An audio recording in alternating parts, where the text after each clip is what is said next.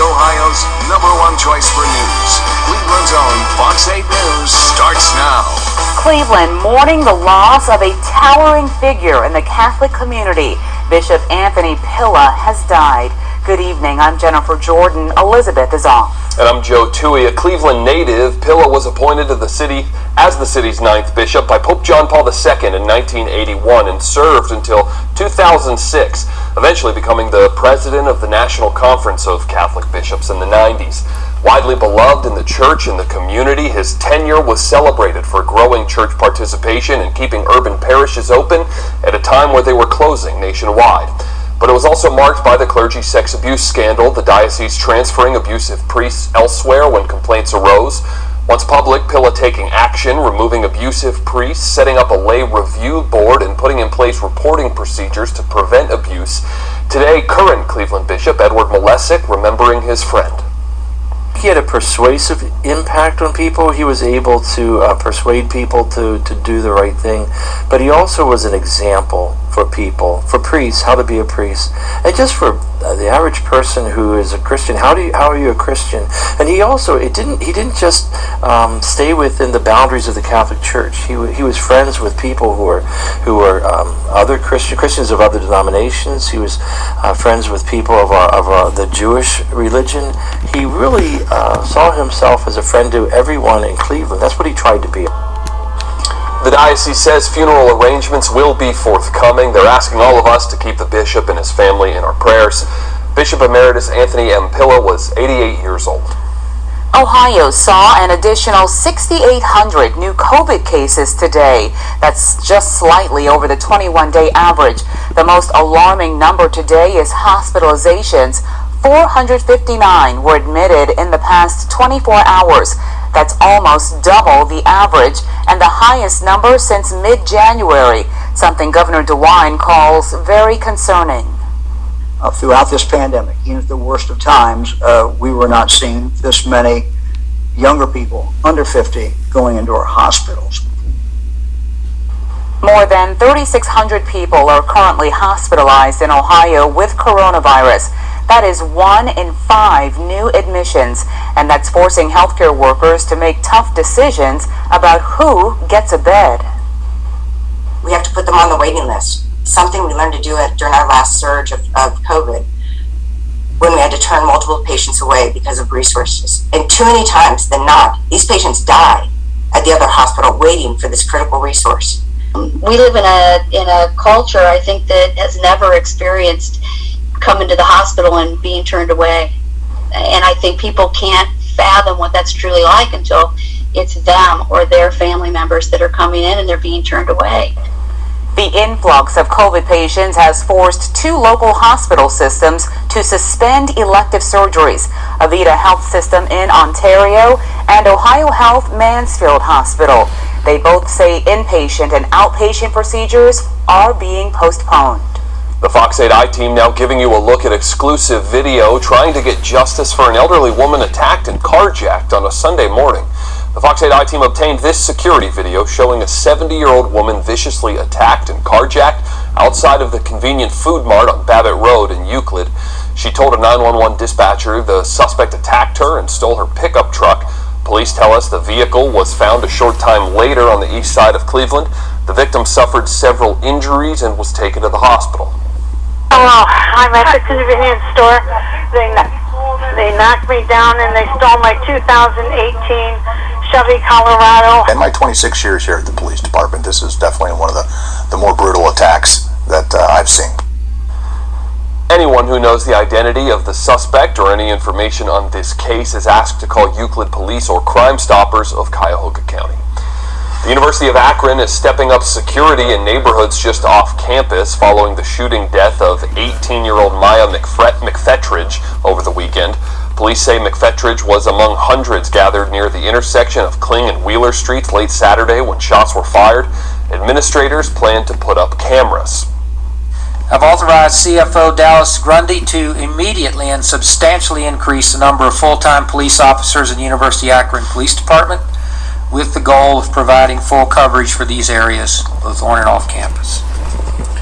I've ordered a review of our mutual aid agreement with the City of Akron Police Department to ensure we are all exercising maximum police powers allowed in the outlying areas, and that we're working with the greatest energy to increase our partnership with the Akron Police Department. University trustees also adding a $50,000 reward to help identify those responsible.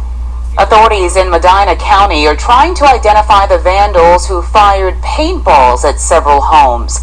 Surveillance cameras capturing video of a pickup truck lurking around neighborhoods in Hinckley Township late Saturday night and early Sunday morning. The occupants vandalized 24 homes by shooting them with paintballs. The suspects also fired at cars traveling up to 50 miles an hour. Somebody is shooting paintballs at cars as you're driving by. Our car got hit twice. You know, obviously, if a vehicle were traveling down the roadway and somebody shot at them, you know, a unsuspecting driver may jerk the wheel and then put that car in the ditch, and it could possibly cause somebody to be seriously injured. If they're caught, I think they could come back and wash everybody's house completely, and windows and everything, and teach them a lesson. Investigators believe the vandals' vehicle is a red or burgundy Ford Ranger pickup truck. Anyone with information should call Hinckley Township Police or the Medina County Sheriff's Office. The Fox 8 I-team now tracking new developments in the investigation into a deadly wrong-way crash. Highway cameras caught the moment a 37-year-old woman made a U-turn on the East Shoreway in Bracknell, causing a crash involving 3 other vehicles. The wrong-way driver died. Police say they're doing testing to see if she'd been drinking or using drugs. They're also doing a thorough check of her car. Speeding will cost you more in Mayfield Village. Police will soon be using a new camera to catch drivers. On Monday, Village Council passed a new ordinance creating a 3-tier scale of fines for photo enforcement speeding tickets. Citations will be mailed to drivers who are caught along a 3-mile stretch of I-271. Under the new rule, drivers could have to pay between $150 to $300. The maximum fine is reserved for drivers going more than 30 miles above the limit. Our goal here isn't to write tickets. If this program goes into effect and we can see a marked decline in the amount of high speeds, that's what my goal is here. That's what I would be happiest to see. The chief says this will be a handheld officer-operated camera. It's by the same company used in Newburgh Heights. The private company will collect 38% of all fines collected. An abandoned dog is in the care of the Geauga County dog warden after he was found in a ditch in Bainbridge Township. Peering out from his cage, little Rudy is adjusting to his temporary home. The Bainbridge Township Police Chief says he was recovered by officers on Sunday night after kids spotted the dog on Bedford Street. Rudy did have a collar and tags from Twinsburg, according to the report, and there were 2 crates of dog supplies and food, but it's still unclear who dropped him there. It also seems the roughly 16-year-old dog is mostly blind and deaf. And they found a dog with very long nails, and it was very thin, and they could feel its ribs, and it did seem to be not cared for very well. We don't see signs of abuse. It's really the neglect of the mats that are hurting Rudy, the nails that are hurting Rudy. So that's more so on it, and it could be someone that was down on their luck. We don't know at this point. Where I keep saying Rudy will be taken to the vet and groomers to be prepared for adoption. The dog warden says a foster home has shown interest in taking Rudy in, but if that doesn't work out, he will be ready for adoption in a couple of days. And they say those who are interested can still call the Geauga County Dog Shelter. Well, after going virtual due to the pandemic, the Rockin' Holiday tradition is returning this year. And tickets are now on sale.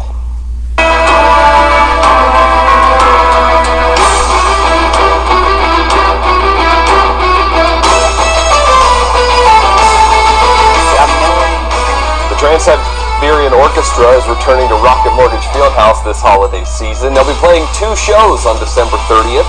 The group is celebrating 25 years of its 1996 album Christmas Eve and Other Stories. The show features the orchestra's signature music along with a spectacular light show. Musical director Al Petrelli talked to our morning anchors today and says Cleveland always has a special place in his heart. So I don't know if you guys know, it's your fault that this thing became as big as it did. You know, 22 years ago, it all started in Cleveland, so it's an incredible homecoming for us. It's going to be extremely emotional to just be back and say, you know, we're back, you know, to look out in the audience and say how much we've missed you guys and how much we love you guys, and to thank you again for, like, help creating what this thing has become over the years. Once again, the Trans-Siberian Orchestra's Christmas Eve and Other Stories takes the stage at Rocket Mortgage Fieldhouse on Thursday, December 30th. Shows are at 3 and 8 p.m. For tickets and other information, we have a link for you at fox8.com under Seen on TV. Glad to see them back. Yeah. Well, a blurry trail cam photo in the news Gabby Petito's family never wanted to hear. Still ahead, the latest in the investigation and nationwide manhunt for Brian Laundrie. More protection against COVID-19. See which company is touting the effectiveness of its booster shot. And ready to reopen, local ski resorts prepare for the winter season. What's going to be different to keep you and your family safe? Jen. A soaker taking shape. Coming up, the timeline on when the widespread rain moves into Northeast Ohio.